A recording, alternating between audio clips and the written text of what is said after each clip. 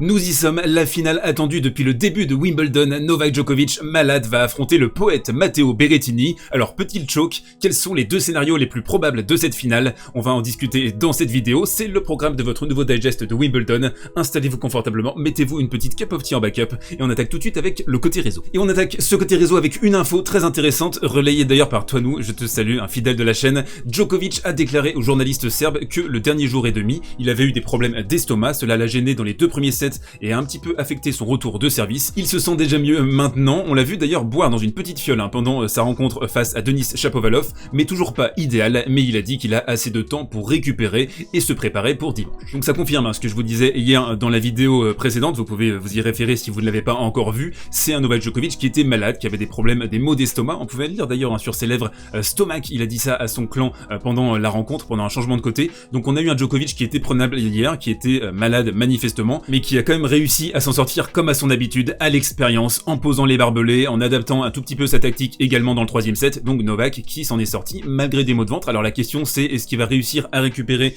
d'ici demain, d'ici la finale? Est-ce que ça n'aura pas trop puisé dans ses ressources? Un autre point intéressant à noter aussi, c'est sur le retour de service. On l'a vu contre Shapovalov, alors il a dit que Chapo servait très bien et que c'est la raison principale pour laquelle il avait posé des difficultés, mais on a aussi un temps de réaction qui était limité par rapport à ça, par rapport à ses maux de ventre sur ce match en demi-finale. Et attention parce que Matteo Berrettini envoie des sacoches au service et il faudrait être parfaitement à l'aise en retour de service pour Novak demain. L'autre info essentielle dans ce côté réseau est encore le produit de Constance qui décidément nous régale dans ses côtés réseau. Finale en Grand Chelem depuis le début de l'Air Open. On a un Novak Djokovic qui arrive à 30 unités désormais, il est plus qu'à une longueur de Roger Federer, Rafael Nadal 28 et derrière il y a un sacré trou. Ivan Lendl 19, Pete Sampras 18, Borg 16, Agassi 15 comme Connors. Alors ces records s'expliquent par deux choses, d'abord la longévité exceptionnelle de ces trois champions, on voit bien Pete Sampras par exemple a arrêté à 31-32 ans, Borg a arrêté sa carrière à 25 ans, il a reprise petit à petit, il a refait quelques exhibitions et quelques matchs, mais sa carrière principale était terminée à ce moment-là.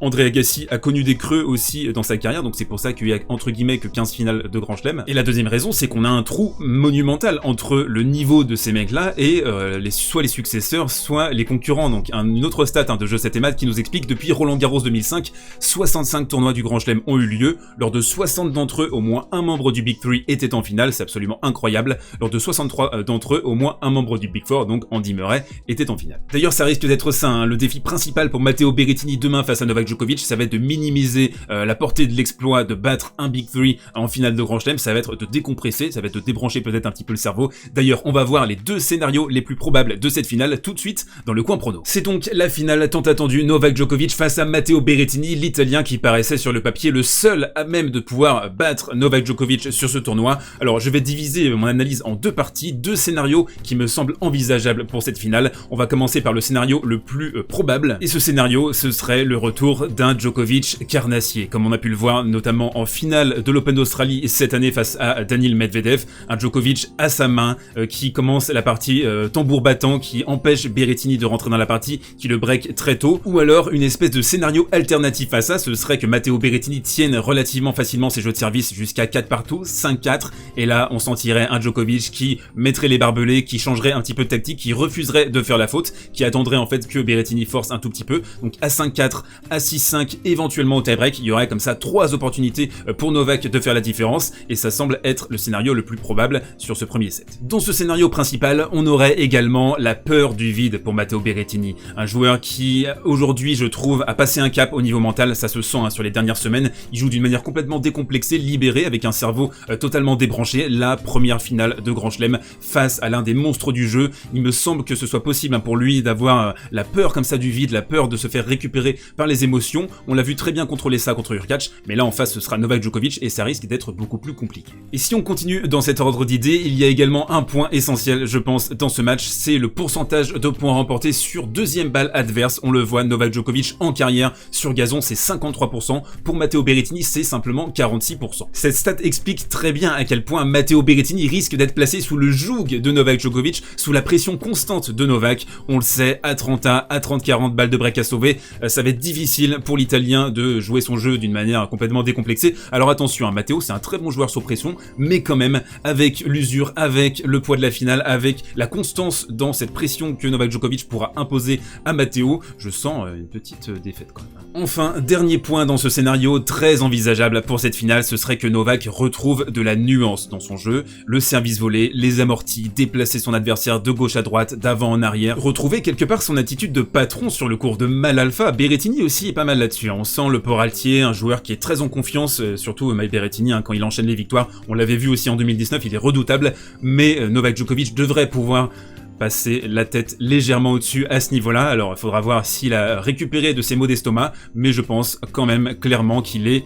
l'ultra favori de cette finale. Et puis il y a un scénario alternatif, un scénario quasiment improbable pour Novak Djokovic, pour Matteo Berrettini également, avec un Novak Djokovic qui passerait complètement à côté de sa finale, qui serait tétanisé, qui pourrait nous rappeler le Novak en finale de Roland Garros 2020, mais bon c'était Rafael Nadal en face à Roland Garros, c'était pas Matteo Berrettini pour sa première finale sur gazon. Et puis ses maux de ventre également, est-ce que c'était la pression de l'événement? Est-ce qu'il était tétanisé à l'idée de peut-être faire le Grand Chelem calendaire? On en parle depuis longtemps maintenant, c'est son objectif maintenant clairement affiché. Est-ce qu'il y avait de la nervosité? Vous savez que l'estomac ça réagit par rapport aux nerfs, à l'anxiété. Ou est-ce que c'était tout bêtement une intoxication alimentaire et ça ira beaucoup mieux d'ici dimanche? C'est difficile de le définir. Dans tous les cas, on va avoir un Matteo Berrettini, je pense, qui sera au rendez-vous mental, au rendez-vous émotionnel. Il a 25 ans, il a bourlingué, il a connu le succès en 2019, en 2020 c'était beaucoup plus difficile. Là on a eu une résurgence, en plus cette année difficile pour lui parce qu'il arrive en 8e de finale à l'Open Australie, il se blesse aux abdominaux et derrière regardez quand même, c'est une victoire à Belgrade, une finale à Madrid perdue de justesse face à Alexander Zverev, un quart de finale homérique où il avait posé de grosses difficultés à Novak Djokovic sur cette rencontre, et sinon 11 victoires consécutives sur gazon, donc il arrive lancé, il arrive comme une balle. Un autre point qui pourrait aller en faveur de ce scénario, certainement pas le plus probable, c'est le nombre d'aces de Matteo Berrettini, 101 aces depuis le début de la compétition, donc en 6 matchs, je vous laisse faire le calcul en moyenne pour l'italien, donc c'est un joueur qui envoie des pépites en première balle, qui remporte aussi beaucoup de points après sa deuxième balle, 61%, c'est mieux que Novak Djokovic, ça c'est une statistique assez folle, c'est mieux que Novak, qui est à 57% sur ce tournoi. Donc il faudrait en fait que Matteo arrive à complètement débrancher le cerveau, à minimiser l'événement au maximum et se dire, bah voilà, je joue un peintre en face, je vais le défoncer, c'est trop facile, il va falloir qu'il se mette vraiment dans ce mindset là. Est-ce qu'il va réussir à le faire pour sa première finale en Grand Chelem? Ça peut être une question, je pense, difficile à répondre pour lui. Il va falloir qu'il use et qu'il abuse de son talent de jouer très bien les points importants, les points essentiels. Là je vous ramène à la vidéo d'hier où on a détaillé le jeu de Matteo Berrettini, ses forces et ses faiblesses, n'hésitez pas à la consulter. Mais quoi qu'on en dise, quoi qu'on en pense, soyons clairs, le scénariste principal de ce match de demain, c'est certainement pas Matteo Berrettini, même s'il aura sa carte à jouer, mais c'est plutôt dans un second rôle. Le rôle principal, c'est Novak Djokovic, c'est lui le scénariste. Tout va dépendre de son niveau de jeu, tout va dépendre aussi de sa faculté à absorber la pression de l'événement. Ce match, avec en plus l'enjeu et la pression de la finale, risque de se jouer encore à 80% dans la tronche, et à ce petit jeu-là, je miserai toujours ma maison sur Novak Djokovic, donc une victoire du Serbe en 5 manches. Et on enchaîne, si vous le voulez bien, avec la reco du jour et un rendez-vous exceptionnel demain sur ma chaîne Twitch à partir de 14h30, vivre ensemble cette finale historique de Wimbledon 2021. Donc j'espère que vous serez très nombreuses et nombreux à suivre la rencontre avec moi. On va la commenter, on va discuter, on va vanner, on va aussi revenir sur les éléments tactiques de cette finale, et puis aussi, bien sûr, revenir sur le Utip qui a été lancé hier. Vous avez été assez nombreux à répondre à cet appel, ça me fait extrêmement plaisir, ça me touche beaucoup de voir les messages très sympas, les dons aussi qui ont déjà été effectués sur cette page. Je vous remercie énormément, j'ai répondu individuellement à chacune et chacun d'entre vous. La page reste évidemment active pour celles et ceux qui peuvent et veulent donner et participer à l'essor de ce projet. Et sinon aussi, demain, petite info, le digest, ce sera pas en vidéo, ce sera en live, 10 minutes après la fin de la rencontre. On se retrouvera sur YouTube en live, donc 2 lives demain, ça va être absolument exceptionnel. Donc j'ai très hâte de vous retrouver. D'ici là, portez-vous bien, prenez soin de vous, mangez des fraises et buvez du Pips.